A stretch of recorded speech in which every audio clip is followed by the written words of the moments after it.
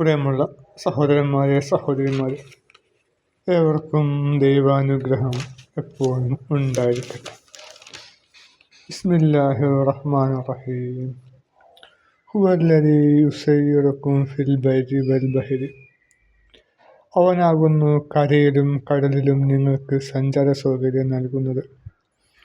അങ്ങനെ നിങ്ങൾ കപ്പലുകളിലായിരിക്കുകയും നല്ലൊരു കാറ്റ് നിമിത്തം യാത്രക്കാരെയും കൊണ്ട് അവ സഞ്ചരിക്കുകയും അവരിൽ സന്തുഷ്ടരാകുകയും ചെയ്തപ്പോഴതാ ഒരു കൊടുങ്കാറ്റ് അവർക്ക് വന്നെത്തി.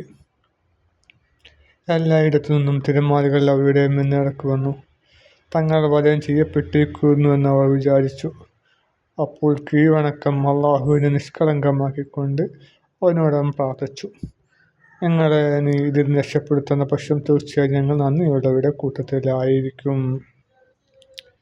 അപ്പോൾ ഒരു കടലിലൂടെ സഞ്ചരിക്കുമ്പോൾ വല്ലാതെ കാറും കോളും വന്ന് കഴിഞ്ഞ് നമ്മളെന്തെയും മനസ്സിലാക്കി അള്ളാഹുവിനോട് പ്രാർത്ഥിക്കും. നിരീശ്വരവാദികൾ അങ്ങനെ തന്നെ. നിരീശ്വരവാദികൾ പല സമയത്തും അള്ളാഹുവിനെങ്കിൽ ഏകദൈവത്തെ വിളിച്ച് പ്രപഞ്ച സൃഷ്ടാവിനെ വിളിച്ച് പ്രാർത്ഥിക്കുന്നുണ്ട്. പക്ഷേ അവർ പ്രയാസം മാറിക്കഴിഞ്ഞാൽ ഇവരെന്ത് ചെയ്യും? അഹങ്കാരം മൂലം അത് ജനങ്ങൾ തുറന്നു പറയില്ല. തുറന്നു പറഞ്ഞാൽ നാണക്കേടാണല്ലോ. ലക്ഷ്യമാക്കി വെക്കും. പിന്നെ കുറച്ച് ദിവസം കഴിഞ്ഞ് മറക്കുകയും അതൊക്കെ പ്രശ്നങ്ങൾ എല്ലാവർക്കും ഉണ്ടാവും എന്ന് പറഞ്ഞിട്ട് അവർ തള്ളിക്കളയുകയും ചെയ്യും. അങ്ങനെ ഉദാഹരണമായി ഇവിടെ പറഞ്ഞത് നമ്മളെ അവസ്ഥയും നമുക്ക് കപട വിശ്വാസികളുടെയും നിരീശ്വരവാദികളുടെയും അവസ്ഥ അങ്ങനെ തന്നെ ആയിരുന്നു. ഈ എഴുവനും കുറേ കാലം അങ്ങനെ ആയിരുന്നു. അള്ളാഹുവിനെ വിളിച്ച് ആത്മാർത്ഥമായിട്ട് പ്രാർത്ഥിക്കും, ഞാൻ നിസ്കരിക്കും എന്നൊക്കെ പറയും. പിന്നീട് അത് വാഗ്ദാനം ലംഘിക്കുകയും ഒരുപാട് കാലം അങ്ങനെ ചെയ്തിരുന്നു. അള്ളാഹു പുറക്കട്ടെ. അപ്പോൾ അങ്ങനെ ഉദാഹരണം ഇവിടെ പറയുന്നത് കടലിലൂടെ സഞ്ചരിക്കുമല്ലാതെ തിരമാലകൾ വരുമ്പോൾ അതൊക്കെ വലിയ ഉദാഹരണമാണ് കടലിലത്തെ ഉദാഹരണം. ഇവിടെ മറ്റൊരു കാര്യം ശ്രദ്ധിക്കേണ്ടത് വെച്ചാൽ, ഞാൻ നേരത്തെ കഴിഞ്ഞ വീഡിയോയിൽ ഈ കടലിൻ്റെ സംഭവം എന്നോട് പറഞ്ഞു. പക്ഷെ ഞാനിത് താഴത്തെ ആയത്തെ നോക്കിയിട്ടില്ലായിരുന്നു.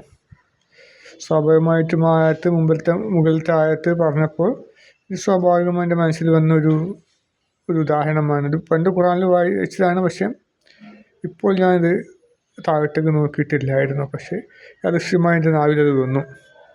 പിന്നെ ശേഷം അടുത്ത ആയത്ത് നോക്കുമ്പോഴാണ് ഞാൻ കഴിഞ്ഞ വീഡിയോയിൽ പറഞ്ഞ അതേ ഉദാഹരണമാണല്ലോ എന്ന് തോന്നിയത്. അപ്പോൾ അതാണ് നമ്മൾ ഖുറാനിൽ ശരിക്കും ആയത്തിലേക്ക് ഇറങ്ങി ചെല്ലുമ്പോൾ ഓരോ ആയത്തുകൾക്കും ബന്ധം കാണും. മാലകൾ കോർത്ത മുത്തുകൾ കോർത്ത മാലകൾ പോലെ ഒരു ബന്ധമുണ്ട്. നമ്മൾ ഖുറാൻ വായിക്കുമ്പോൾ എന്താണിത് ഇപ്പോൾ പല പരസ്പര ബന്ധമൊന്നും ഇല്ലാത്തതെന്ന് തോന്നിയേക്കാം. നിരീശ്വരവാദികൾ പറയാറുണ്ട് ഖുറാൻ വായിച്ചാൽ കിളി പോകും, പല സമയത്തും സംബോധിതനും അഭിസംബോധനയും മാറിക്കൊണ്ടിരിക്കുന്നു, പല വിഷയങ്ങളും പറയുന്നു, പിന്നെയും ആവർത്തിക്കുന്നു. മുസനബിയുടെ കഥ പറയുമ്പോൾ മൊത്തം മുസനബിയുടെ കഥ മാത്രം പറഞ്ഞുകൂടെ? ആദ്യം കുറച്ചുകൊണ്ട് പറയും, പിന്നെ കുട്ടിക്കാലം വേറെ സ്ഥലത്ത് പറയും, പിന്നെ പ്രായമായ സംഭവം വേറെ സ്ഥലത്ത് പറയും, പിന്നെ ഫിറോയിൽ നിന്ന് രക്ഷപ്പെടുന്ന കാര്യം വേറെ ഇങ്ങനെ പറയും. എന്തിനാണ് ഇങ്ങനെയൊക്കെ പറയുന്നത് തോന്നും. പക്ഷെ അത് മനുഷ്യനോടാണ് സംവദിക്കുന്നത്. ആദ്യം തൊട്ട് അവസാനം വരെ പറഞ്ഞു കഴിഞ്ഞാൽ നമുക്കത് ചിലപ്പോൾ ഉൾക്കൊള്ളാനോ കഴിയില്ല.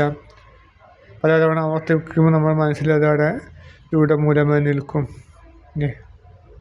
നമ്മളിപ്പോൾ ഒരു നാട്ടിൻപുറത്ത് പല കാര്യങ്ങൾ മറ്റുള്ളവർ സംസാരിക്കുമ്പം A to Z പറയുകയല്ലേ ചെയ്യും. നമ്മൾ കുറച്ച് കാര്യങ്ങൾ പറയും, പിന്നീട് ശേഷം ഒന്നും കൂടി ഉറപ്പാക്കി പറയും, അല്ലേ? അങ്ങനെയൊക്കെയാണല്ലോ പറയാം. അപ്പോൾ ആ രൂപത്തിലാണ് ഖുറാൻ്റെ ശൈലി. പക്ഷെ അതിന് വിഭിന്നമായിക്കൊണ്ട് യൂസുഫ് നബിയുടെ കഥ ആദ്യം മുതൽ അവസാനം വരെ പറഞ്ഞിട്ടുമുണ്ട്. അത് യുക്തി അള്ളാഹുവിന് മാത്രം അറിയുള്ളൂ. പറഞ്ഞു വന്നത് ഓരോ സംഭവം, മൂസാ നബിയുടെ ഓരോ സംഭവത്തിൽ നിന്നും ഓരോ പാഠങ്ങൾ ഉൾക്കൊള്ളുക, അതുപോലെ ദൈവത്തിലേക്ക് അടുക്കുക, അതൊക്കെയാണ് ദൈവം ഉദ്ദേശിക്കുന്നത്. അല്ലാതെ കഥ പറഞ്ഞ് ഇങ്ങനെ ഉറക്കുക അല്ല ഉദ്ദേശിക്കുന്നത്. മറിച്ച് ഓരോ സംഭവത്തിൽ നിന്നും പാഠം പഠിക്കുക, തിന്മ ചെയ്യുന്നൊരു അവസ്ഥ എന്താണെന്നൊക്കെ പഠിക്കുക, നമ്മളതിൽ നിന്ന് ആ പാഠം പഠിച്ച് മുന്നോട്ട് പോവുക, അറിവ് നേടുക, ഇതൊക്കെയാണ് അള്ളാഹു ലക്ഷ്യമിടുന്നത്. പിന്നെ പറയണം, അങ്ങനെ അള്ളാഹു രക്ഷപ്പെടുത്തിയപ്പോൾ അവരതാ ന്യായമില്ലാതെ ഭൂമിയിൽ അതിക്രമം പ്രവർത്തിക്കുന്നു. ഹേ മനുഷ്യരെ, നിങ്ങൾ ചെയ്യുന്ന അതിക്രമം നിങ്ങൾക്കെതിരിൽ തന്നെയായിരിക്കും ഭവിക്കുക. ഈ ലോക ജീവിതത്തിലെ സുഖാനുഭവം മാത്രമാണ് അത് നിങ്ങൾക്ക് കിട്ടുന്നത്. പിന്നെ നമ്മുടെ അടുത്തേക്കാണ് നിങ്ങളുടെയൊക്കെ മടക്കം. അപ്പോൾ നിങ്ങൾ പ്രവർത്തിച്ചു കൊണ്ടിരുന്നതിനെ പറ്റി നിങ്ങൾ നാം വിവരമറിയിക്കുന്നതാണ്. അപ്പോൾ അള്ളാഹു രക്ഷപ്പെടുത്തുമ്പോൾ എന്താവും?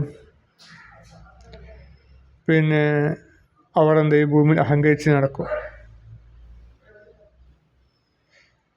നിങ്ങൾ ഈ ലോകജീവിതത്തിൽ സുഖാനുഭവം മാത്രമാണ് അതുവഴി നിങ്ങൾക്ക് കിട്ടും. അപ്പം കുറച്ച് സുഖം മാത്രമേ കിട്ടുള്ളൂ. ഒരു 60 വയസ്സ് വരെ മാക്സിമം മാക്സിമം 60 വയസ്സ് വരെ നമുക്ക് ആയുസ്സുണ്ടാവും. അതിൻ്റെ അപ്പുറത്തേക്ക് ഉണ്ടാവില്ല. ഉണ്ടെങ്കിൽ രോഗവും ഒക്കെ ആയിരിക്കും. അപ്പം നമ്മളെ അവസ്ഥ ഒന്നും പറയാൻ പറ്റില്ല. അപ്പം നമ്മൾ പിന്നെ ഒരാളിൽപ്പെട്ട ഒരു വ്യക്തി രഹസ്യമായിട്ട് അവർ ജോലിസ്ഥലത്തേക്ക് പോവുകയാണ്. ജോലിസ്ഥലത്തേക്ക് പോയി അവിടെ വെച്ചൊരു ആക്സിഡൻ്റായി മരണപ്പെട്ടു പോയി. ആരും പ്രതീക്ഷിക്കാത്തൊരു മരണം. ഭർത്താവിനാവട്ടെ, ഭർത്താവും കൂടി പോകുന്ന 2 ജോലിക്കാരാണ്. ഒരാൾ സെക്യൂരിറ്റി പണിക്കാരനാണ്, ഭാര്യ മറ്റൊരു ക്യാൻറ്റീനിലും പണിയാണ്. അങ്ങനെ എന്ത് ചെയ്തു? ഭർത്താവ് ആസ്പത്രിയിലും ഭാര്യ മരിച്ചും ചെയ്തു. പെട്ടെന്ന്. അപ്പോൾ ഇത്രയേ ഉള്ളൂ മനുഷ്യൻ്റെയൊക്കെ അവസ്ഥ. അപ്പോൾ നമ്മൾ ദീർഘകാലം ഇവിടെ ഭൂമിയിൽ ജീവിക്കുമെന്നും പറയാൻ പറ്റില്ല. ഏത് സമയത്തും അള്ളാഹു നമുക്ക് വിളി വരും. അങ്ങനെയുള്ള ഇതിൽ നിന്ന് അതിമരണങ്ങളെ തൊട്ടും ദുരൂഹ മരണങ്ങളെ തൊട്ടും അള്ളാഹു നമ്മെ കാത്തുരക്ഷിക്കുമാറാകട്ടെ.